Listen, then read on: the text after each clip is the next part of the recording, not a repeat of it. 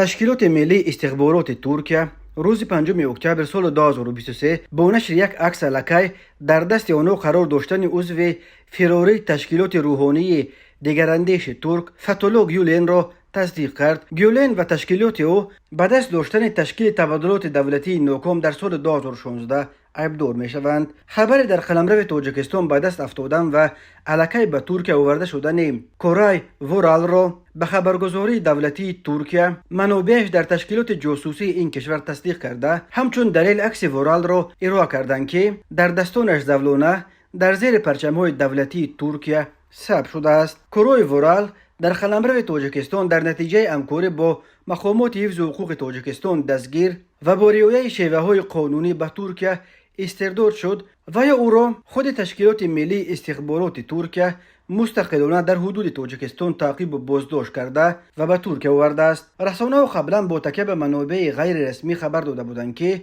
کورای ورال صبح 17 سپتامبر سال 2023 با هواپیمای شرکت ترکیش هوایولری از دوشنبه به استانبول آورده شد. خود ورال و نزدیکانش برای شرح قضیه دسترس نیستند، ولی بنا به فرضیه مقامات امنیتی ترکیه ورال در سالهای بود و باشش در تاجیکستان چندین بار به ایالات پنسیلوانیا امریکا رفته به واسطه از فتولو گیولن دستور می گرفت. گیولن از سال 1999 در اجرت اختیاری قرار داشته در ایالات پنسیلوانیا به سر می برد. تشکیلات جاسوسی ترکیه همچنین گفته است که کورای ورال بعد در تاجیکستان به دست افتادن و به ترکیه آورده شدن امسال کوچ یک عضو دیگر فتولو گیولن میخواست از تاجیکستان فرار کند، ولی کارمندان این نیاد پیشدستی کرده او را دستگیر کردند. امسال کوچ سال 1994 در تاجیکستان به سر برده با یک زن محلی خانه دار شده بود. او 11 سال در لیسه ترکی درس داده، همچون رهبر سازمان علمی و فرهنگی دیالوگ بود. کورای ورال نیز